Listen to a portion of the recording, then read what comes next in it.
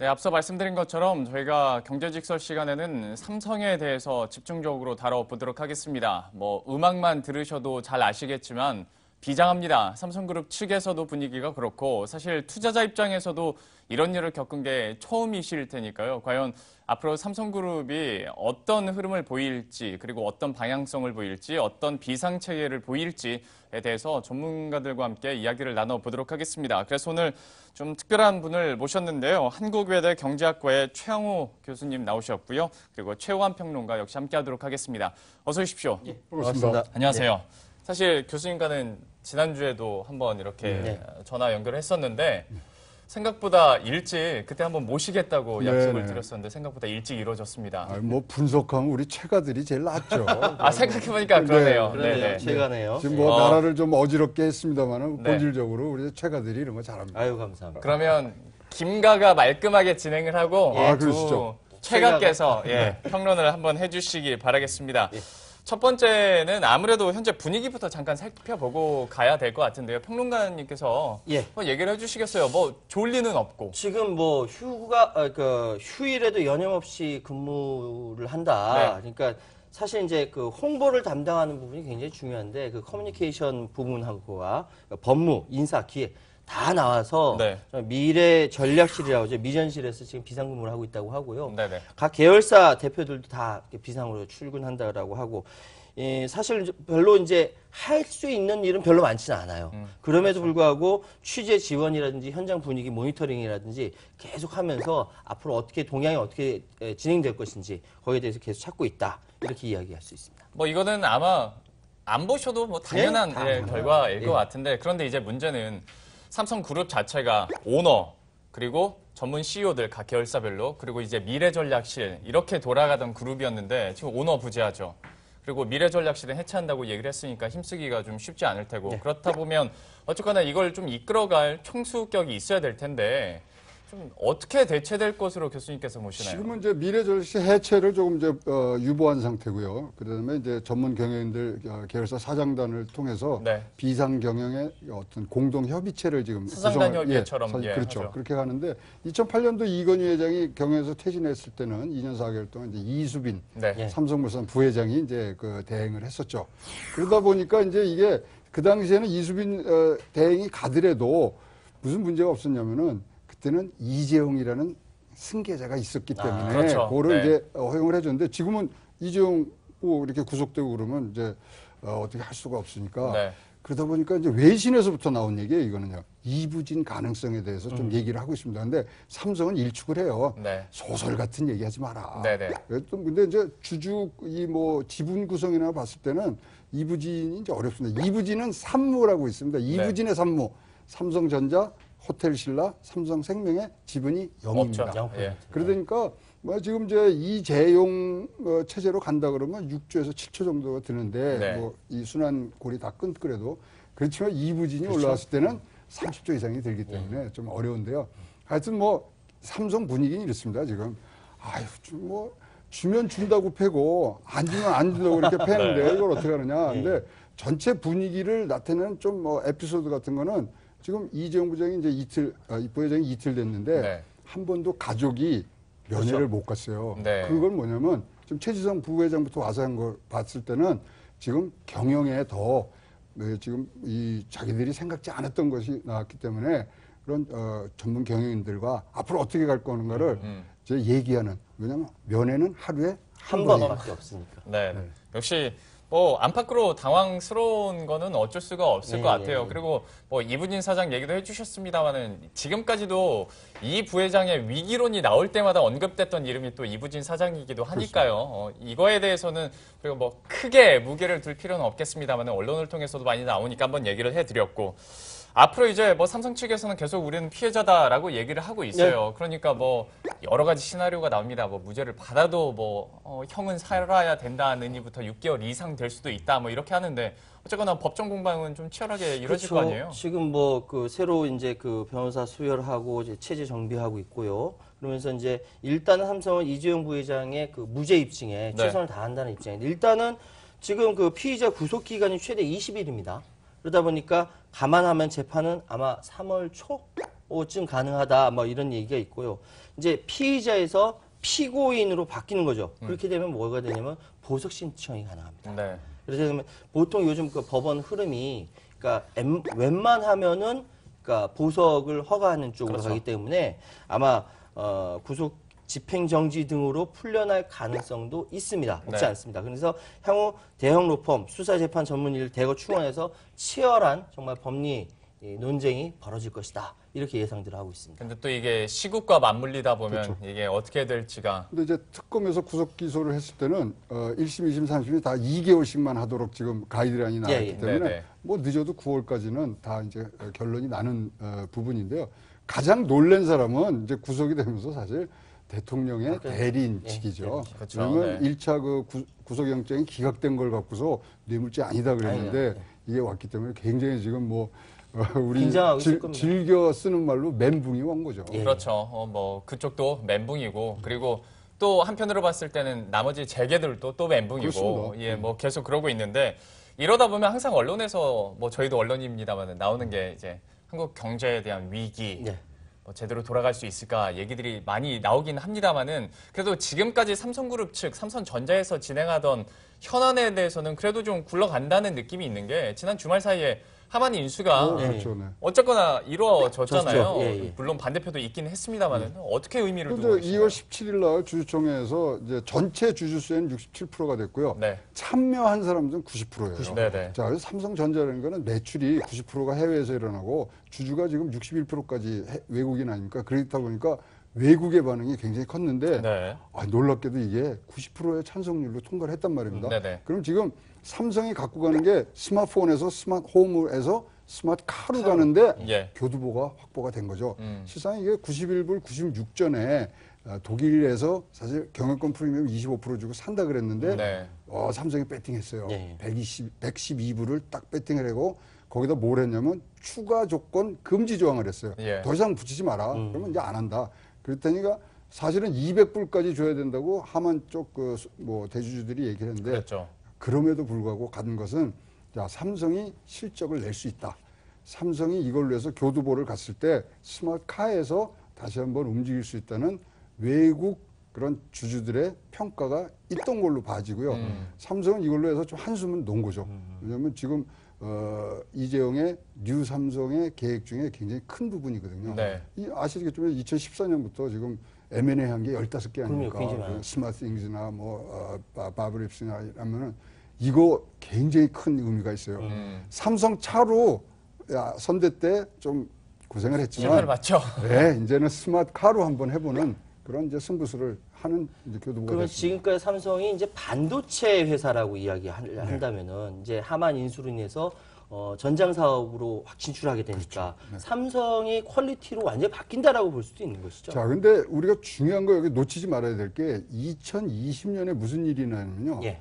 5G. 네. 5G의 표준을 설정하도록 돼 있어요. 네. 거기에는 지금 삼성이 다른 회사보다는 3 내지 5년 지금 앞서 있거든요. 네. 있다. 자, 그러면 소프트웨어 이제 네트워크 까는 것들은 돼 있고 거기다가 스마트카 얹힐 게 있어야 되고 그게 그러니까 전장이 그래서 이 굉장히 필요했던 거고요.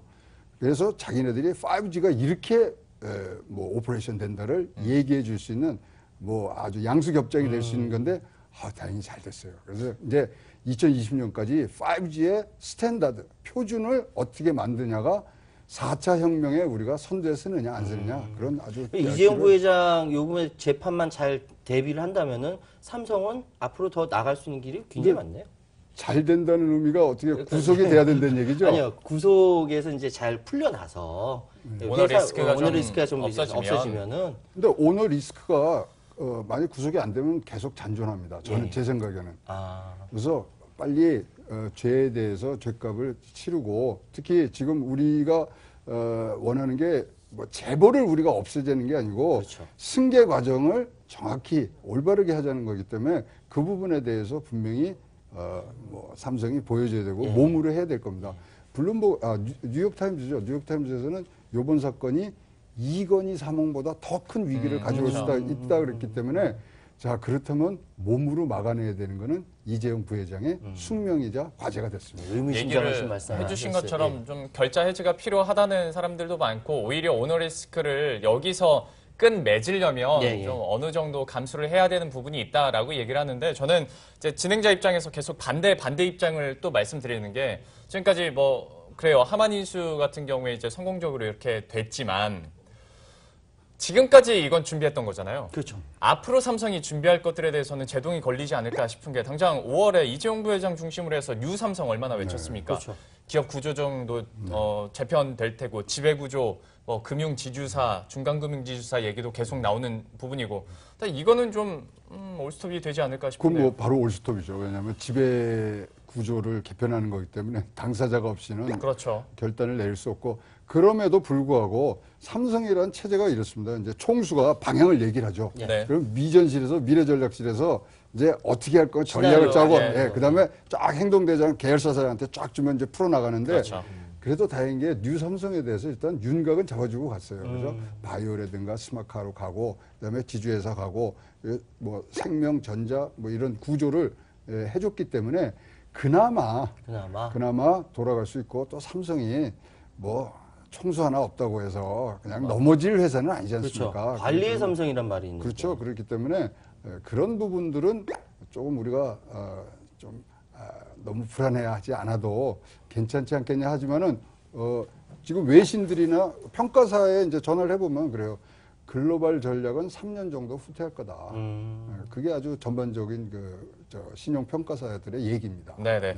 저희가 뭐 이런 뭐 삼성 측의 타격도 얘기를 하고 있지만 좀 약간 뜬금없을 수도 있는데 잠깐 삼성그룹주들 주가를 저희가 한번 준비를 해봤어요. 보자면 시장의 반응이 어찌 보면 그대로 나오는 것 같습니다. 삼성전자가 현재 2% 이상 오르고 있어요. 그러니까 이게 어떤 우리가 앞에서 말했던 결자 해지 부분도 있을 수 있을 테고 하만인수로 인한 긍정적인 부분도 또 있을 수 있을 테고 그런데 저는 또 진행자로서 반대 의견을 또 드릴 수밖에 없는 것이 미전실 얘기를 해주셨는데 뭐 시나리오는 대충 짜주고 갔다 하더라도 미전실 같은 경우에 미전실이 뭔가 움직이면 이게 여론이 가만두지는 않을 거다라는 그렇죠. 느낌이 있어요. 그러다 보니까 삼성 측에서도 좀 난감할 것 같지 않아요? 그런데 이제 그 삼성이 가지고 있는 한국 사회의 특수한 지위라는 게 있습니다. 이게 하루 이틀 만에 만들어진 게 아니라 오랜 기간 동안 이병철, 이건희, 이재용으로 이어지는 특수한 위치가 있기 때문에 미전실이 지금 원래 미래전략실, 예전에 구조조정본부 이것이 해체하겠다고 약속했지만 삼성이 이 특수한 상황, 더군다나 삼성에 대해서 투자자들이 한두 명입니까? 여기 해외 투자자까지. 그렇죠, 네. 이런 것들이 있기 때문에 아마 여론은 미전실의 해체라든지 이런 부분들은 좀 딜레이 된다 하더라도 좀 이렇게 뭐랄까 좀 용인해주는 정도로 그렇죠. 넘어가지 않을까. 아니 이건희 회장도 2008년도에 사건 났어요. 그렇죠. 1조를 맞아요. 이제 헌납하는데 아직 안 됐잖아요. 약속이라는 게 약간 속이는 겁니다. 좀 이제 그렇죠. 참고 네. 우리나라에 그래도 제조업의 좀 11%, 12%까지 차지하는 회사이기 때문에 그리고 파장이 커서 우리도 그 정도는 감내할 수 있습니다. 그렇죠. 용인해 줄 거다. 용인해 줄 수 있지만 앞으로 나오는 그런 승계 과정이라든가 또 재벌 개혁, 이제 대선 주자들이 가만 놔두겠습니까? 이것저것 얘기를 하겠지만 뭐 할 건 하고 실적은 실적대로 내는데 다행히 지금 주가 얘기를 하시니까 이제 우리가 200만 원이 아주 분기점인데 올해 이제 사업 계획이 지금 나오니 안 나오는데 이제 가는 제가 봤어요. 근데 이게요 최초로 올해 영업이익이 40조가 넘습니다. 올해대로 그대로 가면은 벌써 뭐 분기별로 10조 원 넘을 거라고 하니까요. 제일 많았던 게 2013년도에 36조 나왔을 때가 제일 많았는데요. 작년 같은 28조밖에 안 나서 41조를 지금 계획하고 있거든요. 그래서 200만 원은 충분히 넘을 수 있는 계속 유지할 수 있는 그러기 때문에 그런 실적으로 다 평가를 하니까 교수님 말씀에 우리 시청자분들, 투자자분들 박수 치고 계실 거예요, 지금. 아니, 왜냐면 교수님께서 제가 프로필 봤더니 삼성경제연구소에 또 위원으로. 그래도 계셨었으니까. 분석은 하지만 거기에 편도되게. 그건 아니고. 언뜻 하다가 나온 거죠, 지금. 객관적으로 보셨을 때. 그래서 이제 반도체 호황이 다시 왔고요. 지금 다들 아시겠지만 이제 사물 인터넷일 땐 메모리의 그렇죠. 사용량이 무지하게 넓고요. 네. 특히 자동차에 들어가는 거 자동차가 지금 12V인데 이게 48V로 올라가면요. 메모리 반도체가 어마무지하게 들어갑니다. 그렇죠. 그러니까 이제 호황이 될 수 있는 부분이 있기 때문에 200만 원은 충분히 다른 변수가 없다면 갈 수 있는 그런 여력들이 있습니다. 앞에서 말씀을 해주신 것처럼 두 최각께서 아주 시기적절한 분석들과 이제 주가 얘기까지 해주셨는데요. 때문에 분위기가 더 무르익기 전에 지금 저 옆에서 대기하고 있는 이준희 앵커에게 마이크를 잠깐 넘겨보도록 하겠습니다. 예. 해외 외신 반응들을 보시면 현재 주가 상황이 왜 이렇게 움직이고 있나 어느 정도 힌트를 얻으실 수 있을 것 같은데요. MTN의 외신 전문 앵커 이준희 앵커가 준비를 하고 있습니다. 한번 들어보죠. 네, 앞서서도 삼성전자 관련한 이슈들 자세히 좀 풀어봤는데요. 해외 시선들은 어떤지도 보도록 하겠습니다. 지금 이재용 부회장의 구속에 대해서 우려하기보다는 그래도 어느 정도 안도감 그리고 앞으로의 기대감을 드러내고 있는 게 최근 외신들의 흐름인데요. 하나씩 보도록 하겠습니다. 자, 일단 먼저 지난 주말에 하만에서 임시주주총회가 열렸는데 여기에서 결국 삼성전자로의 인수합병을 승인을 했습니다. 전체 주주의 67% 그리고 참석했던 주주들 가운데에선 90%의 동의가 있었고요. 그리고 이를 통해서 삼성전자 미국 법인의 100% 자회사로 이제 세계 최대 전장회사인 하만이 들어가게 됐습니다. 삼성 측에서는 3분기까지 늦어도 인수는 마무리를 짓겠다라는 입장을 함께 밝혔습니다. 사실 이번 주총을 앞두고 이번 하만에서의 주총 결정이 실패가 될 수도 있다는 분석도 있었습니다. 이재용 부회장이 구속이 되면서 오너 리스크가 불거졌기 때문인데요. 하지만 이에 대한 리스크는 사실상 크게 영향을 미치지 않은 것으로 해석이 되고 있습니다. 그 외신들의 입장 보시면 오히려 이번의 구속 계기를 한국에서 오래된 정경유착을 끊어내는 계기로 보고 있는데요. 그렇게 된다면 미래로 봤을 때 한국 기업들과 경제에 있어서 투명성을 높일 수 있다는 데 주목하고 있는 상황입니다. 그래서 보시면 이 로이터 같은 경우에도 앞으로 삼성에게 오히려 약이 될 수 있다는 이야기 제시했고요. 그리고 뉴욕타임즈도 정경유착의 부패를 척결할 수 있는 그 의지를 보여줬다라면서 상당한 상징성이 있는 사건으로 해석을 하고 있습니다. 그런 의미에서 파이낸셜 타임즈에서는 이재용 부회장의 수사가 그 어느 때보다도 공정이 이루어져야 되고 죗값이 있다면 그 죗값을 치러야 된다라고 주장을 하고 있습니다. 이재용 부회장의 공백이 길어지게 된다면 삼성그룹의 지배구조 개선이나 주주환원 정책 그리고 글로벌 인수합병도 주춤할 수 있겠지만 이번에 만약에 또 면죄부를 받게 된다면 정경유착의 고리는 더욱더 이어질 수밖에 없다라고 보고 있거든요. 이번에 구속 이후에 철저한 수사가 있어야지만 정경유착의 고리를 끊어낼 수 있을 것이다 라면서 강한 기대감을 드러내고 있습니다. 자, 그렇다면 마지막으로 국제신용평가사들의 평가도 보도록 하죠. 이번 이재용 부회장의 구속이 삼성전자에 미치는 영향 그리 크지 않다라고 보고 있습니다. 신용 등급에 미치는 영향도 아예 없다라고 평가하고 있습니다. 보시면 무디스 같은 경우에는 삼성에 경험이 풍부한 전문 경영진들이 많기 때문에 영향은 적다라고 보고 있고요. 피치에서는 다른 재벌 총수들의 구속대에도 기업 영향은 거의 없었다. 그렇기 때문에 이번 구속 이슈가 큰 영향을 미치진 않을 것이다 라고 보고 있습니다. 최근 삼성전자 관련해서 해외에서 어떻게 보고 있는지 함께 확인해봤습니다.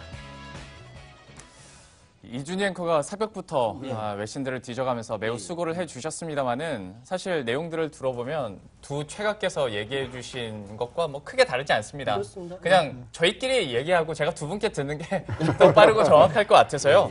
그런데 이제 앞서서 말이 나왔으니까 한번 언급은 해야 될 것 같은데 그래도 신용평가사에서 얘기는 한 게 있으니까요. 무디스에서 A1 스테이블로 A1. 나왔죠. 네. 근데 거긴 밑에 분석을 보면은 삼성전자 전체 큰 이 부채는 15조밖에 안 됩니다. 근데 오늘 지금 바깥에 나가서 뽑을 수 있는 현금, 완전 현금 유동성은 72조, 네. 현금성 유조는 내일 아침까지 뽑을 수 있는 건 88조가 있기 때문에 네. 굉장히 여유가 있는 그걸 해서 A1을 지금 줬고요.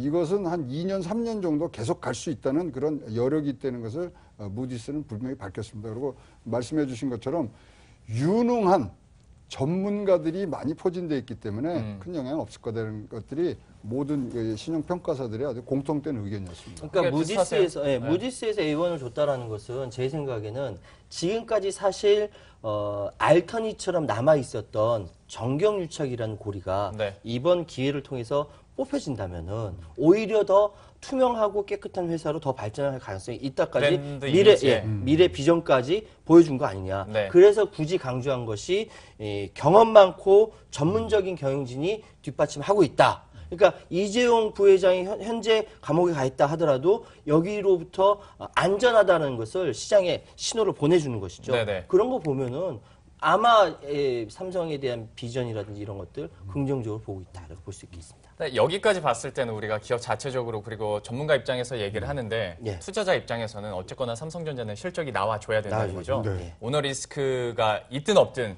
부패 척결이 되든 안 되든 네. 그러다 보니 이제 관심은 갤럭시 S8으로 또 많이들 넘어갑니다. 네. S8이 과연 갤럭시 노트 7 단종 사태를 엎어줄 수 있을까에 대해서는 두 분께서 각각 어떻게 좀 예상을 하시는지 궁금하네요. 뭐 어쩌 교수님께서. 처음에 이제 저 모바일 월드 콩그레스에 출시를 안 했을 때 저희가 이제 걱정을 했죠. 네. 그렇지만 이제 3월 29일 날 뉴욕에서 이제 공개 행사를 갖는다고 결정을 해놨기 때문에 굉장히 기대가 되고요. 그래서 이제 S7이 뭐 이런 문제, 그다음에 i6가 문제 있기 때문에 네. 프리미엄 스마트폰에 대해서 지금 공백 기간이 지금 꽤 길었어요. 1년이 돼갑니다. 네, 지금 맞아요. 다 아시겠지만 이게 이 라이프 사이클이 6개월로 딱딱 끊어졌는데 1년이 네. 되니까 이제 수요가 굉장히 눌러져 있어요. 그렇죠. 예. 근데 이제 S8은 아시지만 AI가 들어가 있고 눈이 달린 스마트폰입니다. 그래서 이렇게 갖고서 이렇게 하거나 이제 증강현실을 할 수 있는 그런 폰이기 때문에 기대가 굉장히 되고요.